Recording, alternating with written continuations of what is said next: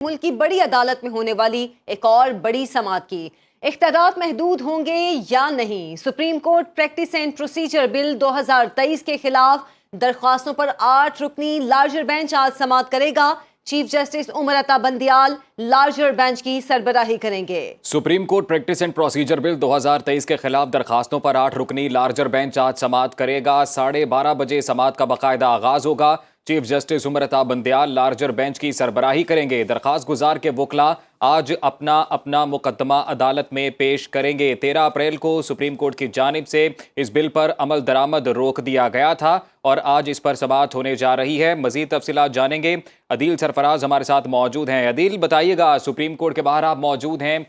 کیا حالات و واقعات ہیں، کیسے مناظر دیکھ رہے ہیں؟ اور 12:30 بجے باقاعدہ آغاز ہوگا سماعت کا۔ جی بالکل، اس وقت سپریم کورٹ آف پاکستان میں تمام تر نظریں جو ہیں وہ کمرہ عدالت نمبر 1 پر لگی ہوئی ہیں، جہاں پر اب سے کچھ دیر کے بعد چیف جسٹس کی سربراہی میں 8 رکنی larger bench Supreme Court practice and procedure act 2023 کے خلاف دائر آئینی درخواستوں پر سماعت کرنے جا رہا ہے۔ عدالت نے گزشتہ سماعت جو کہ 13 اپریل کو ہوئی تھی، اس پر جو بل ہے، یا اس وقت ایکٹ نہیں بنا تھا یہ بل، اس پر جو عمل درآمد ہے اس کو روک دیا تھا، معطل کر دیا تھا اس بل کو، اور آج کے لیے اس سماعت کو دوبارہ سے مقرر کیا تھا۔ تاہم ایک اور انٹرسٹنگ ڈیولپمنٹ اس کیس میں یہ ہوئی ہے کہ 3 مزید درخواستیں جو تھیں، جو اسی بل کے خلاف تھیں، اسی قانون سازی کے خلاف تھیں، جس میں چیف جسٹس آف پاکستان کے جو سوابدیدی اختیارات ہیں آرٹیکل 184(3) کے تحت ان کو محدود کرنے کے حوالے سے یہ قانون سازی کی گئی، اس کو مزید بھی 3 درخواست گزاروں نے چیلنج کیا تھا، جن میں اظہر صدیق بھی ہیں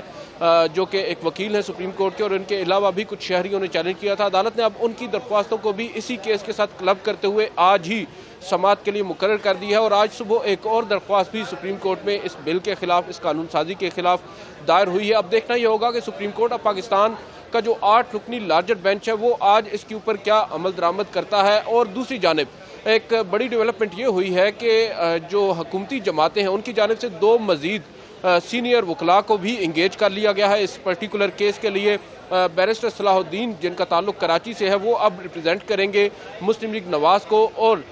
بیرسٹر زاہد ابراہیم بھی ہیں، وہ بھی آج ایک کسی سیاسی جماعت کی جانب سے، حکومتی سیاسی جماعت کی جانب سے عدالت کی معاونت کریں گے اس کیس کے اندر۔ اور نظر یہی آ رہا ہے کہ حکومت یا جو وکلاء ہیں سیاسی جماعتوں کے، ان کی جانب سے آج جو بینچ کی تشکیل ہے اس پر سوالات اٹھائے جا سکتے ہیں، اس پر اعتراض بھی اٹھایا جا سکتا ہے، اور چیف جسٹس آف پاکستان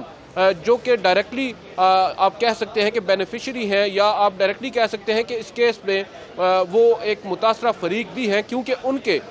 جو اختیارات ہیں ان کو محدود کیا گیا ہے پارلیمان کی جانب سے، اور چیف جسٹس نے ایک بینچ تشکیل دیا اور اس بینچ کی سربراہی بھی چیف جسٹس خود ہی کر رہے ہیں۔ تو عین ممکن ہے آج جو سیاسی جماعتیں ہیں وہ چیف جسٹس کی اس بینچ میں موجودگی پر بھی سوال اٹھا دیں۔ جو ہماری بات ہوئی ہے مختلف وکلاء سے جو کہ حکومتی ٹیم سے جن کا تعلق ہے، وہ بھی اس بات پر متفق ہیں کہ جو سینئر ترین 3 وکلاء ہیں سپریم کورٹ کے، جن میں چیف جسٹس آف پاکستان شامل ہیں، جسٹس قاضی فائز عیسیٰ اور جسٹس سردار طارق مسعود، ان تینوں حضرات کو اس بینچ میں شامل نہیں ہونا چاہیے، کیونکہ جو اختیارات ہیں آبویسلی آج چیف جسٹس آف پاکستان جو ہیں ان کے اختیارات محدود ہوئے ہیں، تو کل کو چیف جسٹس ہوں گے جسٹس قاضی فائز عیسیٰ، تو ان کو ان مقدمات کا حصہ نہیں بننا چاہیے، اور الگ سے جو ججز ہیں، جو ان سینئر 3 ججز کے علاوہ جو ججز ہیں، ان پر مشتمل فل کورٹ بھی تشکیل دیے جانے کا مطالبہ آج کیا جا سکتا ہے حکومتی جو وکلاء ٹیم ہے، یا پھر آپ یہ کہہ سکتے ہیں کہ جو سیاسی جماعتیں ہیں جن کی اس وقت حکومت ہے پاکستان میں۔ اچھا یہ اب بیسیکلی عدیل، اس سے پہلے جب اس کیس کی سماعت ہوئی، اب تک ایک ہی سماعت ہوئی ہے، تو حکومتی حلقوں میں کافی تنقید کی گئی تھی اس معاملے پر۔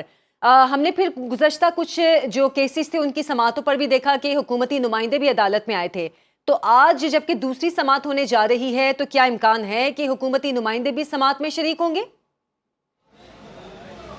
جی فی الوقت تو کوئی حکومتی نمائندہ یہاں پر نہیں آیا ماسوائے ان کے وکلاء کے۔ بہرحال آج نہیں تو کل اگر دوبارہ سماعت ہوگی تو ضرور امکان ظاہر کیا جا رہا ہے کہ حکومتی نمائندے بھی یہاں پر بڑی تعداد میں شریک ہوں گے، اور دیگر جو سیاسی جماعتیں ہیں جن میں پاکستان تحریک انصاف بھی ہے، وہ بھی اپنی پریزنس یہاں پر شو کر سکتی ہے۔ آج خلاف توقع یہاں پر کسی بھی سیاسی جماعت کی آپ کہہ سکتے ہیں قیادت موجود نہیں ہے، سینئر رہنما یہاں پر نہیں آئے۔ شاید اب جیسے جیسے سماعت کا وقت قریب آ رہا ہے، کچھ لوگ مزید آ بھی جائیں اور یہاں پر آ کر اپنا جو آپ کہہ سکتے ہیں عدالتی کارروائی اس کا حصہ بھی بنے، مگر آج کی جو کارروائی ہے عدالتی کارروائی، اس پر تمام لوگوں نے نظریں اپنی جما رکھی اور آج عدالت کی جو ٹون ہوگی اس سے اندازہ ہو جائے گا تمام فریقین کو کہ عدالت اس معاملے پر آگے کس جانب جا رہی ہے اور مزید یہ معاملات کس طرف جائیں گے، کیونکہ اب جو نئی ڈیولپمنٹ یہ ہو رہی ہے کہ جو بینچ کی کانسٹیٹیوشن ہے، اگر کمپوزیشن کے اوپر حکومتی سیاسی جماعتیں سوالات اٹھاتی ہیں تو اس کے بعد ایک نئی بحث بھی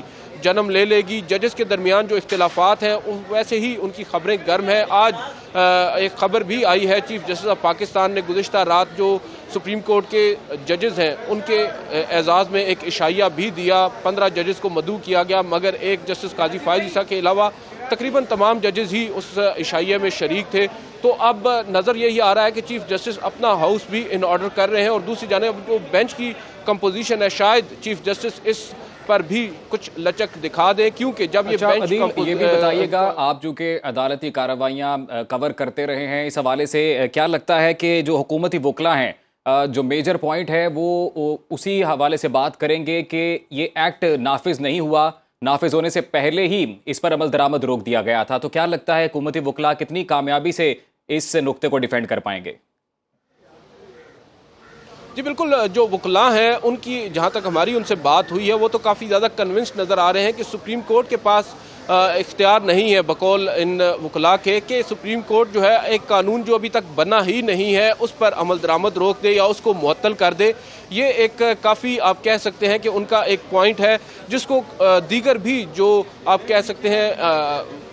آبجیکٹو قسم کے جو وکلاء ہیں جن کا کسی بھی سیاسی فریق سے تعلق نہیں ہے، ان کی بھی رائے ان سے ملتی جلتی ہے۔ وہ بھی یہ سمجھتے ہیں کہ ایونچولی جو پارلیمان ہے اس کو حق ہے قانون سازی کرنے کا، اور سپریم کورٹ اس کو اس سٹیج پر کم از کم جو ہے وہ معطل نہیں کر سکتی۔ ابھی یہ ایک عبوری حکم نامہ ہے، عبوری حکم ہے جس کے ذریعے اس پر عمل درآمد کو روکا گیا ہے۔ دیکھنا یہ ہوگا کہ کیا جو حکومتی وکلاء ہیں وہ اب عدالت کو کنونس کر پائیں گے اور عدالت اپنا جو عبوری حکم نامہ ہے اس کو سیٹ اسائیڈ کرتے ہوئے اس قانون کو نافذ کرنے کا کہے گی۔ یہ ایک بڑی بحث ہے، اور اسی لیے اب کچھ سینئر وکلاء کو انگیج کیا گیا ہے حکومتی جماعتوں کی جانب سے، جن کے میں نے آپ کو نام بتائے ہیں۔ بیرسٹر صلاح الدین ہیں، انہوں نے